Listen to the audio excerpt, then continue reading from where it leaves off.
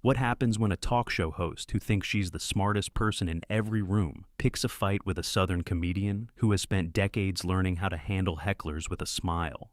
What you're about to witness is one of the most satisfying reversals ever captured on daytime television. The moment when Joy Behar decided to mock Leanne Morgan's small-town roots and discovered that Southern charm can be deadlier than any New York attitude. The studio didn't just go silent. It erupted with laughter at all the wrong moments. And for the first time in View history, it wasn't the guest who walked off the stage.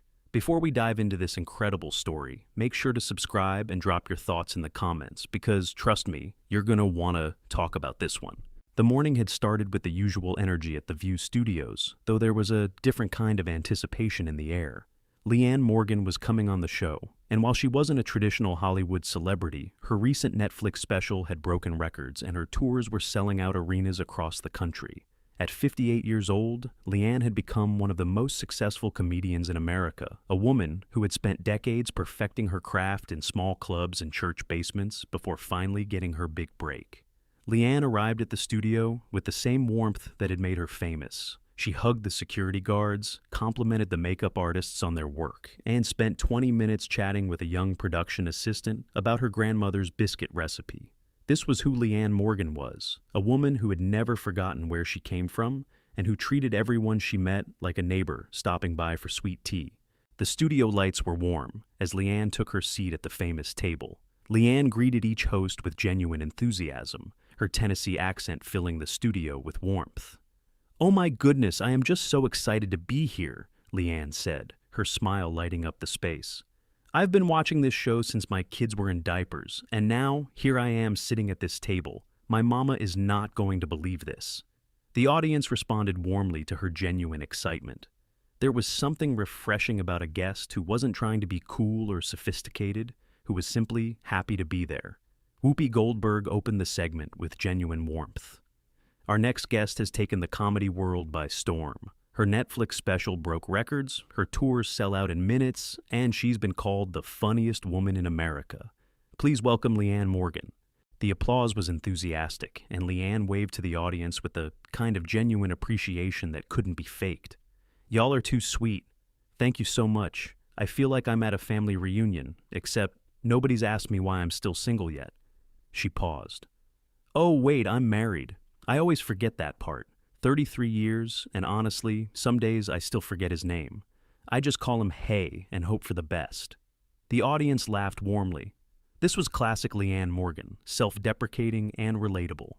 Sarah Haynes asked about her journey to success, and Leanne told her story, with the kind of practiced ease that came from years of turning her life into comedy. She talked about raising 3 kids, about performing at small venues for decades, about finally getting her Netflix special at an age when most comedians had either made it or given up. "I always tell people, I'm proof that it's never too late," Leanne said. "I was doing comedy in church basements and Rotary Club luncheons while other comedians were on TV. But you know what? Those church ladies taught me more about comedy than any club in New York ever could. Because if you can make a Baptist woman laugh about menopause, you can make anybody laugh about anything." The audience was charmed. Even Whoopi was nodding appreciatively. But Joy Behar had been sitting with that familiar smirk on her face, and now she decided to pounce. "So, Leanne," Joy began, her voice dripping with condescension that she barely tried to hide, "your comedy is very regional, isn't it? It's all about Walmart and casseroles and small-town life. Don't you think that's a bit limiting? I mean, real comedy is supposed to challenge people, make them think. What you do is more like comfort food humor for people who don't want to be challenged." The question was clearly designed to diminish, to put Leanne in her place. But if Joy expected the Southern comedian to wilt under the criticism, she had fundamentally misunderstood who she was dealing with. Leanne's smile didn't waver for a second. "Well, Joy, I appreciate you asking that. You know, my mama always said that some people are so smart they've educated themselves right out of common sense.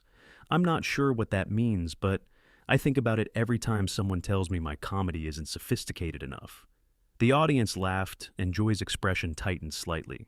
"But to answer your question," Leanne continued, her voice as sweet as honey, "I think the most challenging thing a comedian can do is find the universal in the specific. When I talk about Walmart, I'm really talking about community. When I talk about casseroles, I'm really talking about how women show love. When I talk about small town life, I'm talking about the human experience that most people actually live, not the version they see on TV shows, made by people who've never been west of the Hudson River. The observation was delivered with such warmth that it took a moment for the sharpness of it to land. Joy's smile became fixed. "That's a nice way of spinning it," Joy replied. "But let's be honest. Your audience is mostly middle America, right? People who voted a certain way, who believe certain things. Don't you ever feel like you're just preaching to the choir, telling people what they want to hear instead of challenging their assumptions?" The implication was clear, and the studio atmosphere shifted. Leanne tilted her head slightly, that sweet smile still firmly in place. "Joy, honey, I've been doing comedy for 30 years. I've performed for every kind of audience you can imagine. And you know what I've learned? People are a lot more alike than they are different. The woman in Manhattan who's trying to raise kids while working full-time has more in common with the woman in Tennessee doing the same thing than either of them would probably admit. My job isn't to divide people into teams. It's to remind them that we're all just trying to get through the day without losing our minds." She leaned forward slightly, her voice still warm, but with a new edge to it. "Now, I don't know what kind of comedy you did back in the day, Joy, but I do know that the best comedy brings people together. It doesn't make them feel stupid for where they live, or how they vote, or what they believe. Maybe that's not sophisticated enough for some folks, but my sold-out arena suggests that a whole lot of people are hungry for comedy that doesn't make them feel bad about themselves." The counter was so smooth, so perfectly delivered, that the audience burst into applause. Joy's face reddened. "I'm just saying that there's a difference between popular and good," Joy shot back. "McDonald's is popular too, but nobody's calling it fine dining." Leanne laughed, a genuine, delighted laugh that filled the studio. "Joy, did you just compare my comedy to McDonald's? Honey, I've been called worse by better. My mother-in-law once told me my brisket tasted like a tire fire, and she said it right in front of Jesus and everybody at Easter dinner. You're gonna have to try harder than fast food comparisons if you want to hurt my feelings." The audience roared with laughter. Joy was clearly not used to having her attacks deflected so easily. "Besides," Leanne continued, "I think there's something real condescending about assuming that middle America doesn't deserve comedy that speaks to their lives. Like somehow their experiences are less valid, less worthy of being reflected on stage. I've met a lot of people who think they're smarter than everyone else.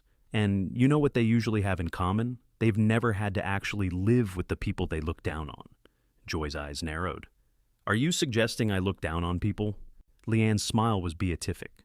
"Oh, honey, I'm not suggesting anything. I'm a comedian, not a therapist. But I will say this. In my experience, people who feel the need to tell everyone how sophisticated they are usually aren't as secure in that sophistication as they'd like people to believe." The observation landed like a precision-guided missile. Joy's composure was visibly cracking.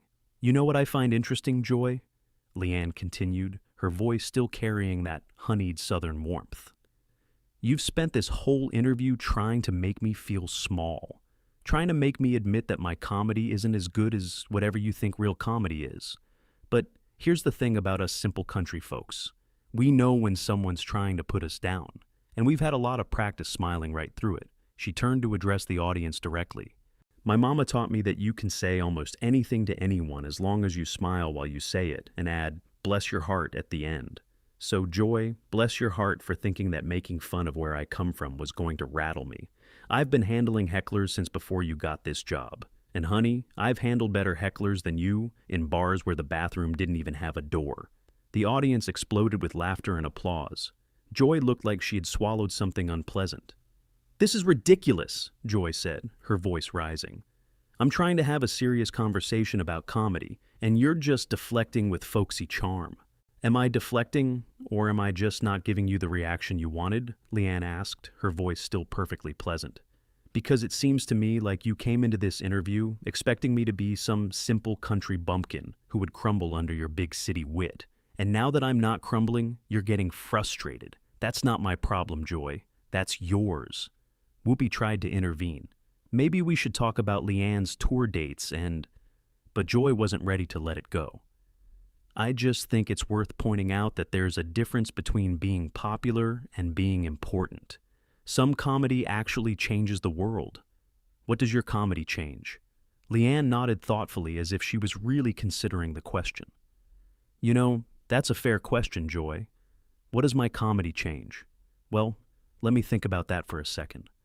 She paused, and when she spoke again, her voice had shifted to something more serious beneath the warmth. "I got an email last week from a woman in Ohio. She told me that she'd been going through chemotherapy, and the only thing that got her through those treatments was watching my specials. She said I made her laugh on days when she didn't think she could laugh anymore. That's what my comedy changed for her." The studio had gone quiet. Leanne continued.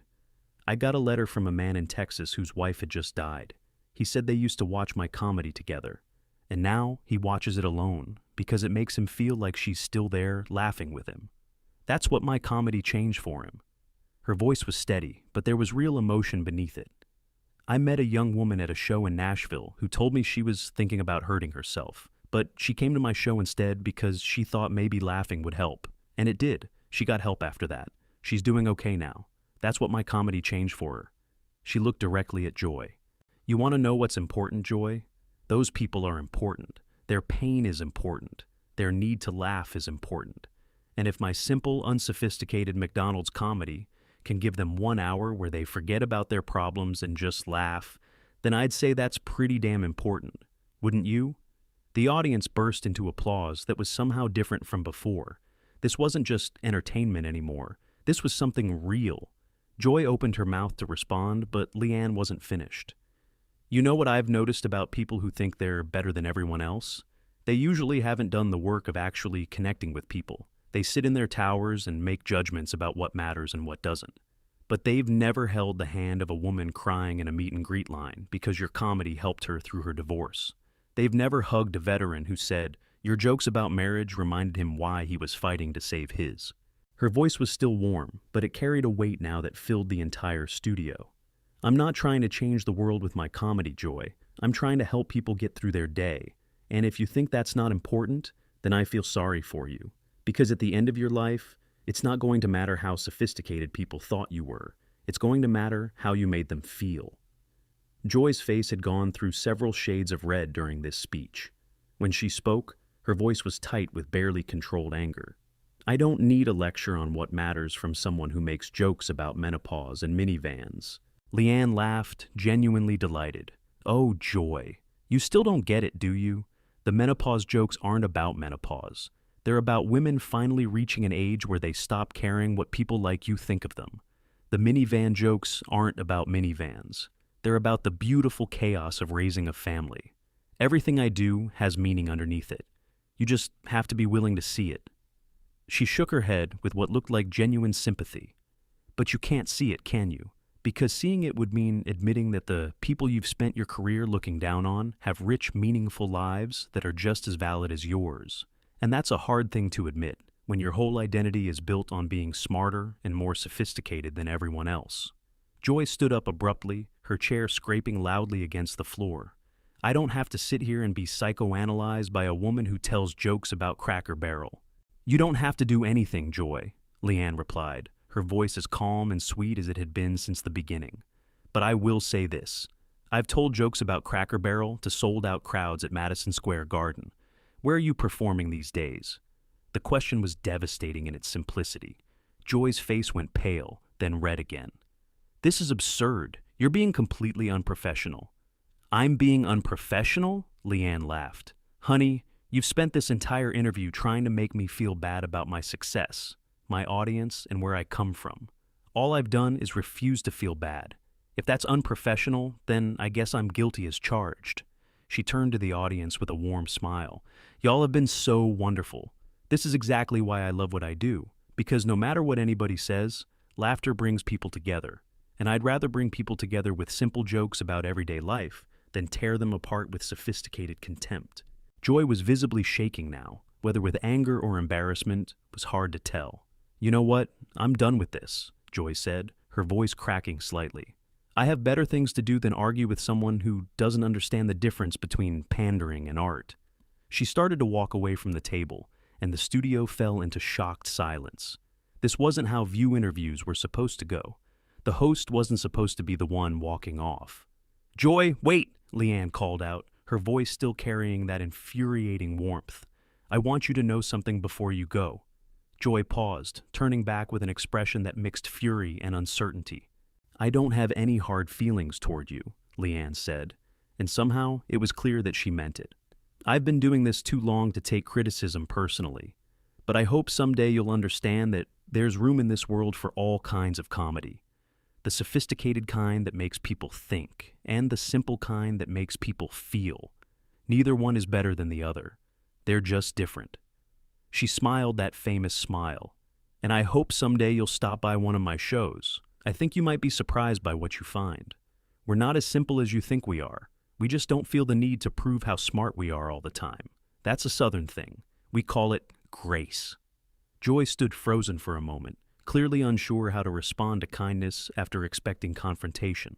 Then, without a word, she turned and walked off the set, leaving behind a studio full of people who had just witnessed something unprecedented. Whoopi, for once, seemed at a loss for words. Well, that was unexpected. Leanne just shrugged, still smiling. "You know what my mama always said? Never wrestle with a pig. You both get dirty, but the pig enjoys it." She paused. "I'm not calling Joy a pig, mind you. That would be rude. I'm just saying that sometimes the best way to win a fight is to refuse to fight at all. Just smile, be kind, and let the other person make themselves look bad." She turned to the camera one final time. "To everyone watching at home, thank you for your support. I'll be on tour all year, and I'd love to see you there. We'll laugh together, cry together, and remember that no matter what's going on in the world, we're all just people trying to do our best. That's all any of us can do." The audience rose to their feet in a standing ovation that seemed to go on forever. They hadn't just watched a celebrity interview. They had watched someone demonstrate that kindness, properly deployed, was the most devastating weapon of all. And they had watched a woman from small-town Tennessee remind everyone that sophistication isn't about where you come from or how you talk. It's about how you treat people when the cameras are rolling and everyone is watching.